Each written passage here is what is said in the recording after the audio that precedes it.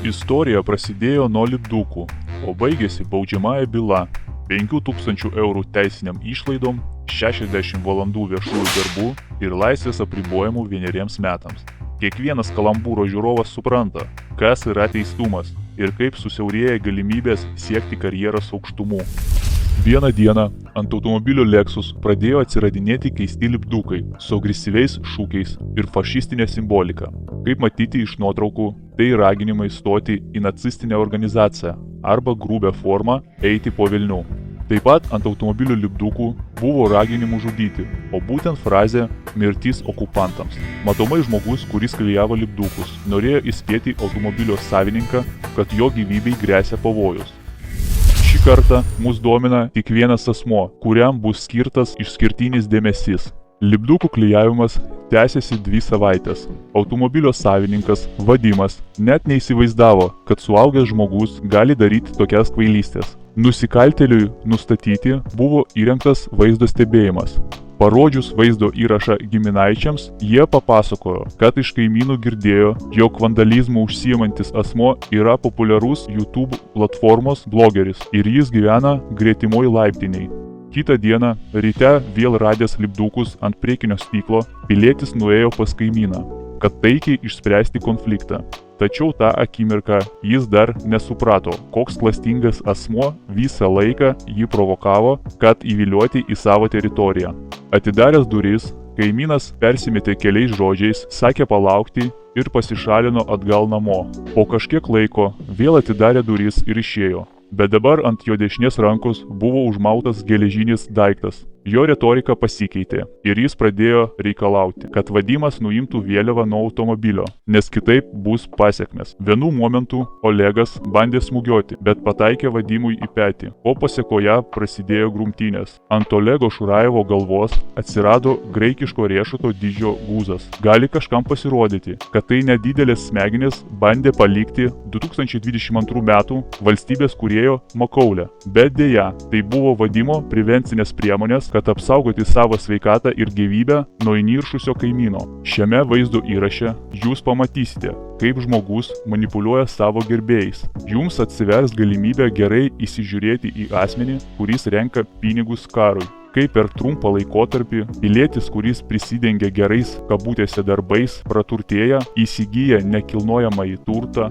o būtent būtą, nors anksčiau jis galėjo nusipirkti nebent kvaišalų ir paskanauti sušių ant taksisto sėdynės. Kaip jis kaltina visus, kurie nenori sutikti su fašistinės propagandos retorika, kaip yra naudojami kognityviniai realybės iškreipimo metodai. Sužinosite, kodėl pastoviai jis gyrėsi, kaip jį kažkas sumuša ir neva visi aplink žmonės pagal jo pasaulėžiūrą yra menko proto. Išgirsite, kaip Olegas pateisina savo neteisėtus veiksmus kaimyno atžvilgiu. Sužinosite, kokius Olegas Šurajevas turi ryšius teisėsaugoj. Bus paviešintas garso įrašas, kuriame teisėjas prisipažįsta esąs Olego draugas. Taip pat išgirsite advokato išsakytus žodžius dėl prokurorės nešališkumo. Su jumis kalambūras. Pradedam. Aš nebuvau apsirengęs, pasiėmiau raktus su karabinu ir karabinas yra labai svarbi detalė.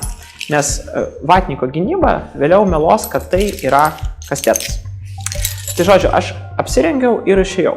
Ir vatnikas manęs paklausė, tipo, Olegai, ar nustosi klijuoti lipdukus? Aš pasakiau, kad vyksta genocidas Ukrainai ir tą šūdiną vėliavą nusiimk ir problemų nebus.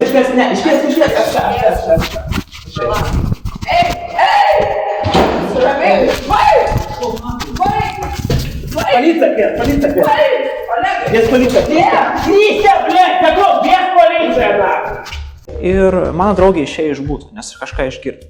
Ir jinai pamatė, kad tas vatnikas man dar sudavė 2 smūgius. Aš rėkiu jai, sakau, kviesk policiją, jinai iškvietė.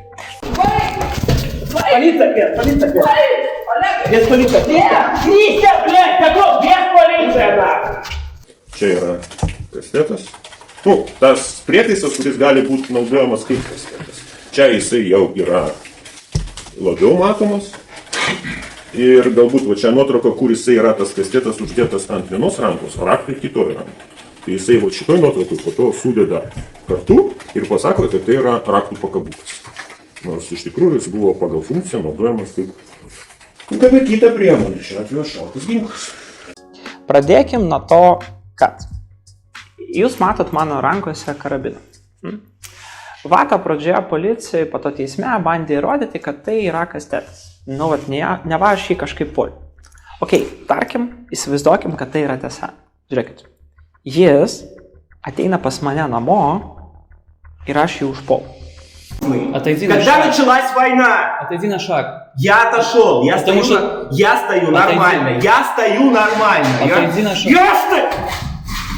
Блядь, я стою нормально, тебя прошу, Я иди. тебе сказал, не подходи Я ко тебя мне. прошу. Я тебя щас прошу, не от убегаю. меня отойди и стой здесь и отвечай за свои поступки. Так я стою. Я Ты сделаю слышишь шаг меня? назад. Если ты Ты приближаешь, слышишь ты меня? нападаешь на меня. Понимаешь?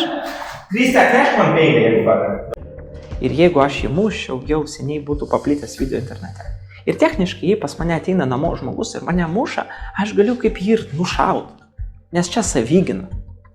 Kitas gynybos argumentas buvo, kad aš prašiau savo draugės atnešti peilį. Ir tai yra tiesa, nes tikrai aš tai pasakiau. Bet labai svarbu, kad aš tai pasakiau po frazės iškviest policiją. Taip, aš pasakiau atnešk peilį, nes vėlgi tai yra A savygina.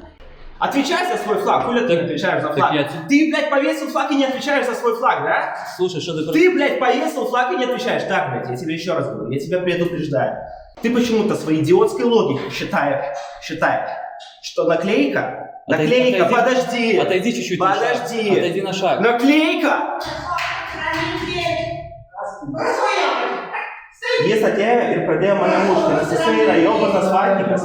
Taip, nes jis mane užpuolė, atėjo pas mane namus ir aš laukiu policijos. Ir jisai nori pabėgti.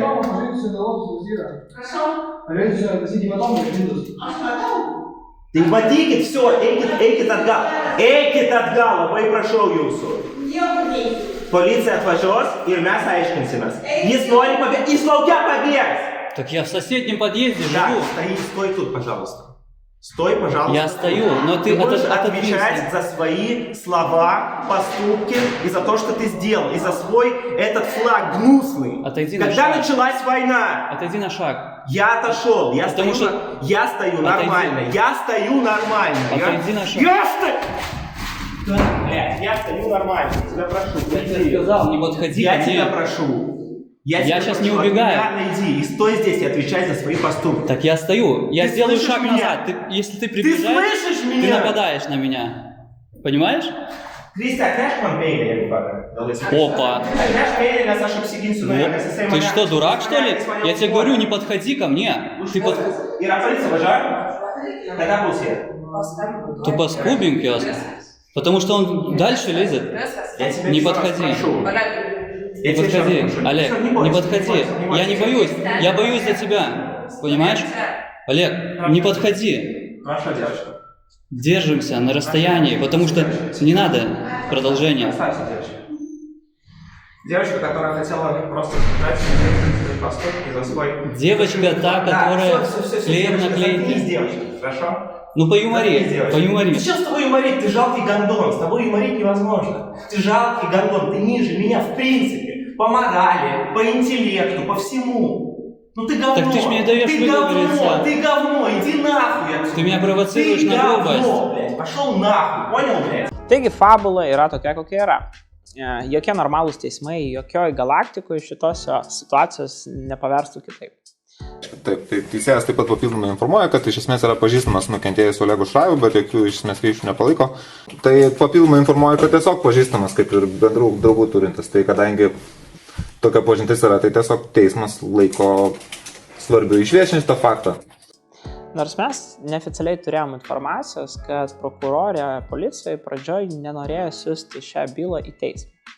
Bet po to matyt suprato, kad situacija gali tapti vieša ir jai tai gali kainuoti brangiai. Tai aš manau, kad yra kliūtis nagrinėti šitą bylą. Apskritai nagrinėti šitą bylą. Nu, tai kaip jūs įsivaizduojate, jūs dabar spręsite dėl sumušimo, o ten bus sprendžiama dėl grasinimo nužudyti. Tas, kuris grasinimo nužudyti buvo sumuštas, o tas, kuris tai padarė, buvo sąlygose, kad jį norėjo užmušti. Tai neišsprendus šitos koalicijos, mes tikrai negalim šitos bylos nagrinėti. Tai kyla klausimas dėl prokuroro šališkumo. Eina palaiko valstybinį kaltinimą dėl sumušimo, o kitoj byloje esant faktiniam aplinkybėm neatlieka tyrimą pilnai, kad tai būtų įspręsta. Šitą koliziją, manau, yra esminė ir yra kliūtis nedaryti šitą. Taip pat čuvakas nusprendė eiti iki galo ir parašė pareiškimą dėl neva sugadintos mašinos. Ir čia yra labai linksma, bet yra keli niuansai. Neįmanoma su lipduku sugadinti mašinos, klijuojant lipdukus ant stiklų. Jokioj galaktikoje to neįmanoma padaryti. Todėl šis dalbajobas nusprendė parašyti kažkokį kosmosą, neva aš sugadinau ir subraižiau jo mašiną su peiliu ar ten kažkokiais ten aštriais dalykais, grasinau jam ir emociškai jį bandžiau sumenkinti ir taip toliau. Tai, kad jį emociškai aš bandau sumenkinti dabar, tai yra akivaizdu, nes jis yra vatnikas. Bet vatниkas dabar апсимета аука. Не занимайся хуйней. Хорошо, поговорим сейчас. Ты мне капот поцарапал, ты понимаешь? Я не царапал тебе капот. Я не царапал капот. Я зафиксировал. Ты Я не царапал. щетки, когда поднимал, в этой машине щетки не поднимаются. Ты поцарапал мне капот. Хорошо. И щетки поцарапал. Тебе понятно? Извини. Что значит извини? За капот и за щетки извини. Ты понимаешь, что ты мне машину поцарапал? Я с тебя денег не просил. Я согласен. Я пришел, тебя красиво Я объяснил, согласен. сними. Это Понимаешь, не делаю. война Ну, ты любая. будешь отвечать. Любая война закончится, и ты дураком будешь выглядеть, когда Извини, это... война сейчас пока не заканчивается. Я лучше Ничего буду выглядеть страшного. дураком, но я буду стараться. Ты за делать нацистов, что-то. понимаешь, Я не выступаешь. за нацистов. За нациков. А В как ты? Украине С чем нет ты? нацистов. В Украине Ты нет сейчас нацистов. в Литве- Съезди в Украине, пожалуйста, и Ты поговори сейчас с в нацистами. Литве нацист, понимаешь? Я не нацист. Тебе в Литве. мешает флаг какой-то. Этот флаг мешает, потому что это флаг агрессора. Это то же самое, чтобы я А- гитлеровскую свастику сейчас. А если бы я с тебе еще Северной раз Кореи флаг повесил, то что было Это бы? было бы тоже неприятно. Это было бы тоже по-ублюдски. И что, ты бы мне наклеил наклейку? Я бы Ты тебе мне наклеил капот поцарапал. наклейку. Сними, Я с тебя прошу сними деньги флаг. за капот, что ты мне Сними флаг. Ты поцарапал. можешь попросить деньги за капот? Я тебе заплачу деньги за капот. Ну видишь, если сейчас мы в полицию обращаться будем, то придется. Придется. А до этого я не просил Извини, но тебя. придется уже. Kaip man besinorėtų jam sugadinti jo maškę, aš jas dėja neliečiau. Nors mielai tai padaryčiau. Tai ką mes turim dabar? Turim apsimyžusį vatniką, kuris atsidūrė nepavydėtinai situacijai. Bet Aš beje apsimyžau dabar. jau apsimyžai ar eisi? Ne, aš dabar apsimyžau. Ok. Į kelnes apsitaip? Taip. Ok. Nu, nutinka, nu tai ką dabar mes čia jau, žinai. Bet Tęsiam. šiandien Bet, gali. aš, bet, Bet ne, gali- bet svarbiausia, ne į mikrofoną. Bet ne į burną prisimyžai, išnekėt gali. Nu, kalbėt taip. Kalbam toliau. Bet aš išmyžau Ačiū už informaciją, Bet- kalbam. Bet aš pusę puslės. Ai, tai dar čia pusė, tai čia. Nueiti tuliką? Labai noriu. Davai, nueik. Ai, blės. Matai? Tikrai prisimyžai. Tikrai prisimyžai. Maladėt, sen, netriokla. Ne, šiaip iš Jis turės gėdą visam gyvenimui, nes jis matys šitą video, jo draugai matys šitą video, jo verslas nebus sėkmingas. Aš dabar turiu apie tai kalbėti, nes man atrodo tai yra simptomatiška. Nes neseniai aš turėjau lygiai panašią istoriją, kai laukiam mane tiesiog sumušė pats šis žmogus. Jo mama man sakė, čia yra jos citata, kad mane nužudys. Policija irgi pradėjo ikiteisminį tyrimą. Tokių situacijų aš turėjau kažkiek tai. Ir visus šitus žmonės vienė negalimybę pripažinti savo klaidos ir savo neteisingo elgesio.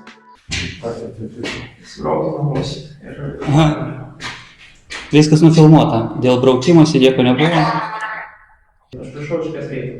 Kiek metų? Kiek metų? Klausiu jūsų, kiek metų, bet šis dalykas matyti tai. Tai man kviečiant greitą, aš privalu pasakyti, kiek metų. Čia yra mano asmeninis reikalas, kiek man metų. Gerai?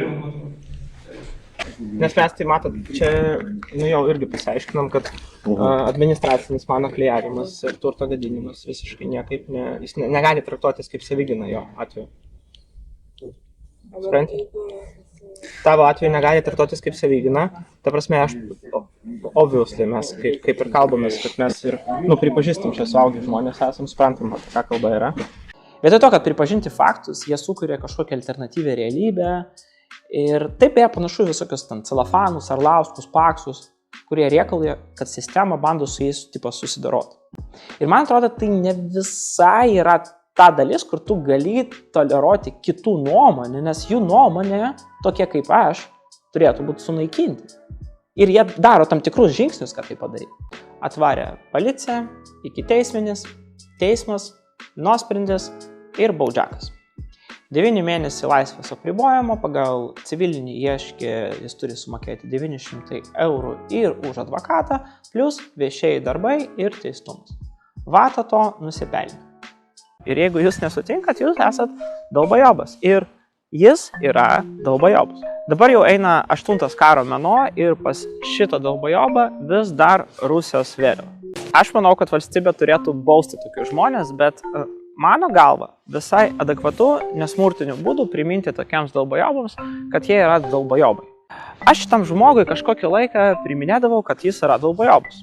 Bet jei Rusijos vėliava bus ant jūsų nusavybė, jūs dalbajobas ir bus sankcijas iš piliečių.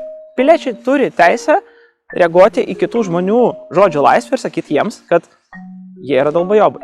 Отойди на Когда шаг. началась война, Отойди на шаг. я отошел, я Потому стою, что- я стою нормально, я стою нормально. Отойди на шаг. Я стою... Блядь, я стою нормально, тебя прошу, Я иди. тебе сказал, не подходи Я ко мне. тебя прошу. Я тебя щас прошу, не убегаю. реально иди и стой здесь и отвечай за свои поступки. Так я стою. Я Ты сделаю слышишь шаг меня? назад. Если ты Ты приближаешь, слышишь ты меня? нападаешь на меня. Понимаешь? Кристиан, знаешь, man peilį, jeigu pagal? Man tai yra iš labiau principų reikalas, tikrai. Ir jeigu aš jį muščiau, jau seniai būtų paplitęs video internete. Nes čia savygina. Administracinis mano klijavimas ir turto gadinimas visiškai niekaip ne, jis negali traktuotis kaip savygina jo atveju. Supranti?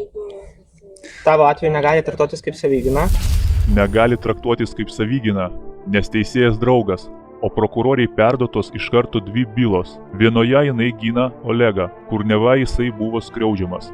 Kitoje turėjo ginti Vadimą dėl grasinimų nužudyti ir turto sugadinimo. Bet ji nusprendė, kad niekam nežinomas pilietis nėra vertas teisingumo Lietuvoje. Todėl Vadimas iš pradžių buvo nuteistas už šitą cirką laiptiniai, o paskui prokurorė nutraukė bylą prieš Olegą dėl nepakankamų įrodymų, kad buvo apgadintas automobilio kapotas, o taip pat dėl grasinimų. Jūs patys matote iš vaizdo medžiagos, kad Olegas ne vieną kartą pripažino vandalizmo veiksmus, bet prokuratūra negali nuteisti nuomonės formuotojo, nesgi reikia per tokius asmenys kaip Šurajevas, Tapinas, Ochmanas ir kitus sutepusius agentus plauti lietuviams smegenis ir jų kišenės. Nereikia būti profesorium, kad suprasti, kas čia užsiema savigyna ir kontroliuoja situaciją, kad jinai nevirstų tragediją. Jeigu laiptinėje būtų ne Vadimas, o pavyzdžiui jūs, ar jūs kontroliuotumėt taip save? Olegas turėtų dėkoti likimui, kad jam pasitaikė žmogus, kuris ne tik prieš karą, bet ir prieš smurtą. Kalambūras turi dar daug medžiagos, jūs tikrai nustebsite, kaip Olegas bendravo teisme, kaip teisėjas ir prokurorė leido jam bendrauti ir į kokius klausimus jam galima atsakinėti, o į kuriuos jam nereikia atsakyti. Kaip teismas neleido Vadimui skirti administracinio nusižengimo net pagal laidavimą, nors laiduotojas buvo, medicininė Olego sąskaita buvo apmokėta, bet ne, vatnikus reikia bausti pagal baudžiamąjį kodeksą, kad jie niekad negalėtų eiti vyriausybinio darbo, o tai dar sugalvos į valdžią patekti. Valdžioje turi būti klounai, kurie nesirūpina valstybės gerovę. Jūs norite paskaičiuoti, kiek kartų Olegas paminėjo teisme, kad renka pinigus karui? Arba kiek kartų jis pravardžiavo ir žemino Vadimą ir jo advokatą teisme? Visą tai ir dar daugiau jūs galite sužinoti mūsų bendruomeniai Patreon platformoje, kur renkasi laisvai mąstantis tikri Lietuvos patriotai. Kalambūras leidžia kalbėtis visom pasaulio kalbom, drąsiai ir atvirai išsakyti tai, ką galvoji, o ne tai, kas patogu. Lietuvos piliečiai, kurie daug kalba, labai greitai atsiduria prokuratūros taikiklyje. Tikriems patriotams yra iškeliamos bylos dėl pornografijos, ginklų ir sprogmenų, o tie, kas nesupranta namiokų, randami griovyje, neva prisigėrę ir paspringusiais vėmalais.